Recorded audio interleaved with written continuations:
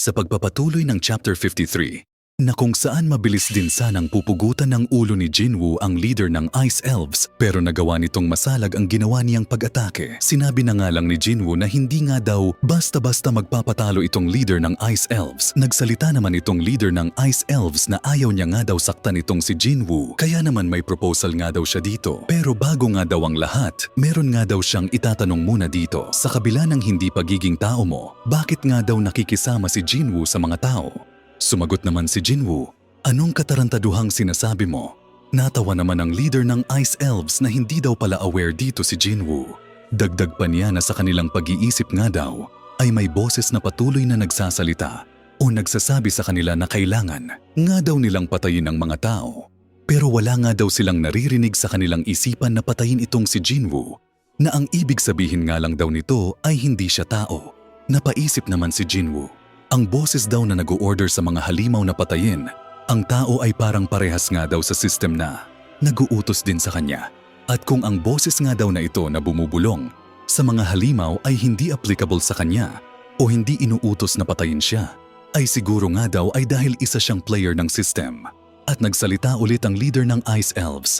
Sinabi nito na hindi na nga daw nila kailangan maglaban pa dahil ayaw din naman daw nila na magkaroon pa ng mga casualties. Kaya naman ang ma-o-offer niya nga daw ay ibigay na ni Jinwoo ang mga kasama nitong mga tao at hindi niya nga daw ito papatayin. Sabay tanong, "Ano sa tingin mo?"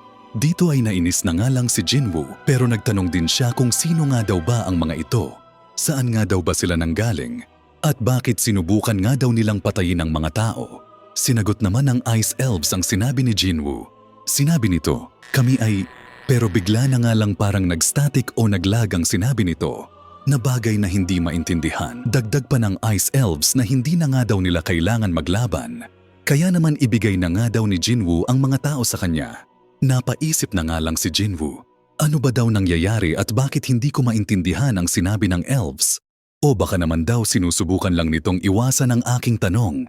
Pero hindi na nga tinuloy ni Jinwoo ang kanyang sinabi. Dito ay nagsalita naman ang Ice Elves. Tinanggap nga ba daw ni Jinwoo ang kanyang proposal?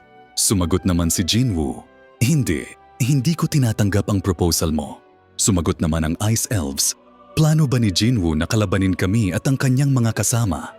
Iniisip ba ni Jinwoo na kaya nitong manalo sa amin gayong iisa lang naman siya?" Sumagot naman si Jinwoo, "Nag-iisa? Sinong nagsabi na nag-iisa ako?" Mula nga dito ay pinalabas niya ang kanyang mga shadow, na kung saan laking gulat naman ng ibang hunters sa mga nangyayari. Gulat na gulat nga itong si Heejin na bakit nagsulpotan nga daw itong mga Black Soldiers at Black Ice Bears. Nanginginig naman itong si Myungwan. Sinabi niya na, "Hindi maaari, wag mong sabihin na summon ito ni Jinwoo." Tumingin naman kay Kijul ang isang shadow. Sa sobrang takot niya, napatakbo na nga lang siya at nanghihingi ng sorry. Napangiti naman itong leader ng Ice Elves. Isa nga lang daw itong cheap na trick ang ginagawa ni Jinwoo. Sinabi naman ni Jinwoo na tingnan nga daw nila kung isa nga daw itong cheap na trick. Mula nga dito, nagumpisa na maglaban ang Elves at ang mga shadow ni Jinwoo. Kaya naman tumakbo naman silang lahat, Heejin at iba pa.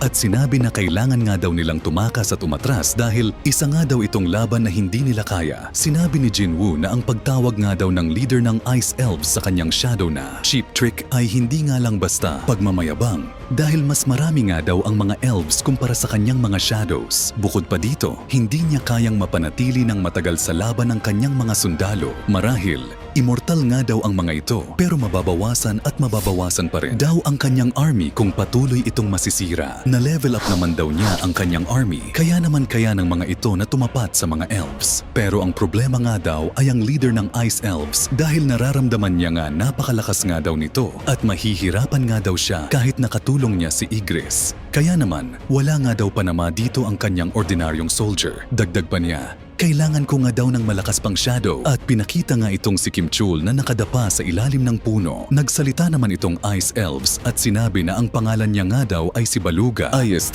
Si Baruka pala. Dito, tinanong niya si Jinwoo kung ano nga rin daw ba ang pangalan nito. Sumagot naman si Jinwoo na siya nga daw si Song Jinwoo. Mula nga dito, mabilis nga itong sumugod para atakehin si Baruka. At habang umatake siya, Sinipa nito ang espada papunta kay Kim Chul. Mabilis umatake si Jinwoo kay Baruka gamit ang kanyang dagger, pero mabilis nga lang nitong nailigan ni Baruka. Nag-follow up naman ng atake si Jinwoo, pero napakasimple naman itong sinilag ni Baruka. Sabay counter kay Jinwoo gamit ang kanyang tuhod na kung saan tinamaan dyan ang ating bida. Napaatras naman si Jinwoo at medyo namilipit ito sa sakit. Sinabi ni Baruka na matagal na nga daw na panahon bago siya makaramdam ng excitement, pero bigla na lang itong sumabog na kung saan inatake pala siya ng magician ni Jinwoo. Sinabi na nga lang dyan ni Jinwoo na pasalamat nga daw siya sa kanyang magician dahil nagkaroon siya ng oras. Sa kabilang banda naman, pinakita nga itong si Kim Chul na unti-unti nang tumatayo na kung saan galit na galit nga ito kay Jinwoo. Kaya naman mabilis niyang kinuha ang kanyang espada at sinabi na papatayin nga daw niya itong si Jinwoo. Bumalik naman ang pangyayari sa laban ng dalawa na kung saan sinabi ni Jinwoo na hindi nga daw basta-basta mamatay itong si Baruka sa pagsabog lang. Kaya naman,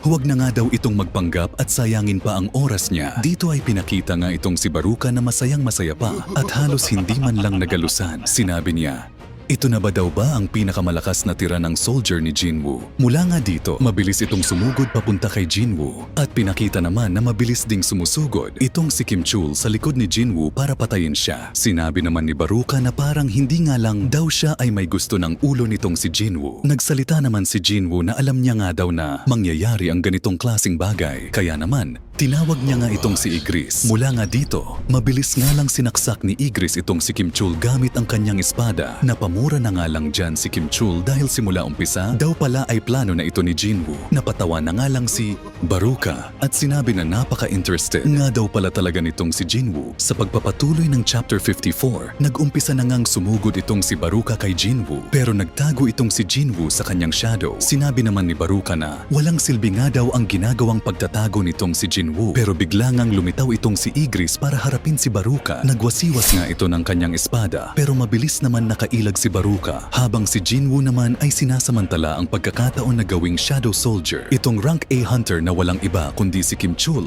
Matagumpay niyang nagawang ma-extract si Kim Chul na kung saan agad itong lumuhod sa kanya, tanda ng submission. Medyo nagtaka naman si Jinwoo na parang mas lumaki nga daw itong si Kim Chul. Sinabi naman ng system na kailangan nga daw bigyan ng pangalan itong new shadow niya. Agad naman pinangalanan ni Jinwoo na Iron itong si Kim Chul at pinakita nga dyan ang stats ni Iron na isang level 1 knight. Mula nga dito, pinakita nga itong braso ni Igris na nagawang maputol ni Baruka. Sinabi naman ni Baruka, huwag nga daw ma-distracted itong si Jinwoo sa laban nila. Akala ba daw nito ay matatalo siya sa isang pipitsuging sundalo lang? Sumagot naman si Jinwoo na alam niya nga daw na hindi basta-basta matatalo itong si Baruka. Kaya mula nga dito, nag-activate si Iron ng Taunting Cry. Ang skill na ito ay maaaring magresulta sa pagkuha ng atensyon ng kalaban. Kapag ang isang tank ay gumagamit ng Taunting Cry, nagbibigay siya ng isang nakakaasar na tunog. Kaya naman magfo-focus ang atensyon ng kalaban sa kanya. Ang madaling example dito ay ang Berserker Call ni Axe sa Dota 2. Anyway, balik tayo sa laban. Makikita nga dyan na tinablan ng Taunting Cry itong si Baruka na kung saan tuwang-tuwa pa nga siya dyan. Dahil may nadagdag na naman daw sa kanyang kalaban, dagdag pa niya na uunahin niya nga daw itong pabagsakin. Kaya naman, mabilis nga siya diyang umatake na kung saan mabilis naman nasangga ni Iron ang kanyang atake gamit ang panangga. Kaya naman nag-counter-attack si Iron gamit ang kanyang sandata, pero mabilis naman na ilagan ni Baruka ang kanyang atake. Sinabi ni Baruka na wala nga daw panama sa kanya si Iron dahil napakabagal nga daw nito gumalaw. Dito ay nagsalita naman itong si Jinwoo at sinabi, ganun ba? Paano naman kung tatlo na kami? At pinakita nga dyan na sumulpot si Igris at si Jinwoo sa tabi ni Iron na kung saan pagtutulungan na nga nila itong si Baruka. Sa kabilang banda, napatanong naman itong si Hansong Yi kay Hejin na kung ganito ba daw talaga makipaglaban ng mga hunters. Dahil sa sobrang tindi at galing ngang makipaglaban nitong si Jinwoo kay Baruka, halos hindi na nga nila ito masundan. Sinabi naman ni Hejin na kung ganyan nga daw dapat makipaglaban ang mga hunter, malamang hindi niya nga daw nakuha ang kanyang hunter license dahil hindi niya nga daw narinig o nakita pa sa tala ng kanyang buhay na ganito makipaglaban ang hunter. Nagsalita naman si Kijol na kung nanaginip nga ba daw sila sa kanilang nakikita. Mula nga dyan ay mabilis na umatake itong si Igris gamit ang kanyang espada na kung saan nagawa naman itong mailagan ni Baruka. Pero sa hindi nga inaasahang pagkakataon, nasa likod niya pala si Jinwoo at nagawa siyang matamaan gamit ang dagger nito. Napangiwi na nga lang dyan si Baruka dahil umepekto agad ang paralysis sa kanya. Sinabi naman ni Jinwoo, Napakagaling nga daw nitong si Baruka dahil sa huling sandali ay nagawa nitong maiwasan ang kanyang fatal strike. Sinabi naman ng system kay Jinwoo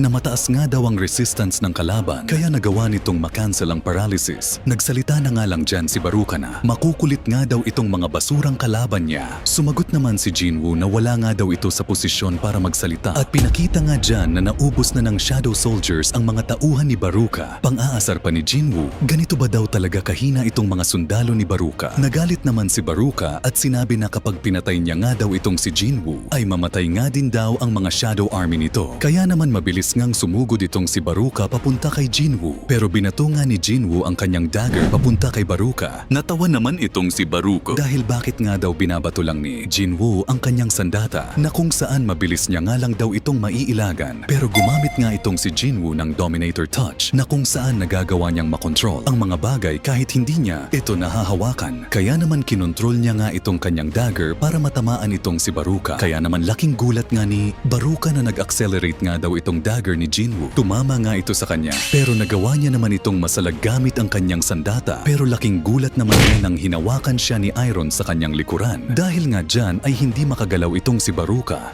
at bigla na lang pinasabog ng Shadow Magician ang kinaroroonan nilang dalawa. Kaya naman direktang tinamaan si Baruka at si Iron ng explosion. Dahil nga dyan, nagalit itong si Baruka at sinabi na papatayin niya nga daw ang lahat. Pero namalayan niya na lang dyan na nagawa na siyang magripuhan ni Jinwoo sa kanyang tagiliran. Sinabi na nga lang dyan ni Jinwoo na mukhang dito ka na mamatay. Sumigaw nga dyan si Baruka at sinabi na ano nga ba daw itong inaakala ni Jinwoo at kilala ba daw ba nito kung sino siya. Pero bago pa man siya matapos sa kanyang pagsasalita, binigyan nga siya ng napakalakas na atake nitong si Iron at pinakita dyan na nakahandusay na si Baruka. Mula nga dyan, nag-notify ang system na natalo na nga daw ni Jinwoo itong si Baruka at makikita din dyan na nag-level up na ulit itong ating bida. Sinabi naman ni Jinwoo na sa wakas nga daw ay tapos na ang laban pero nagulat naman sila Han Sung-ye dahil hindi pa rin tumitigil sa pag-atake si Iron sa bangkay nitong si Baruka. Kaya naman pinatigil siya ni Jinwoo sa kanyang ginagawa. Sinabi ni Jinwoo na kahit nga daw naging shadow, itong si Iron ay bobo pa rin daw. Ito mag-isip. Kaya naman nag-alala nga daw siya sa kung ano pa ang pwedeng mangyari in the future. Dito ay napabuntong hininga naman sa kanya si Igris na para bang disappointed ito. Tiningnan naman ni Iron ang mga ordinary soldiers at dito ay nag-flex siya ng kanyang muscles na kung saan nakakatawang sinurportahan naman siya ng mga ito. Mula nga dyan, sinabi ni Jinwoo sa mga kasama niyang hunter na kailangan na nga daw nila umuwi. Sumagot naman ang mga hunter,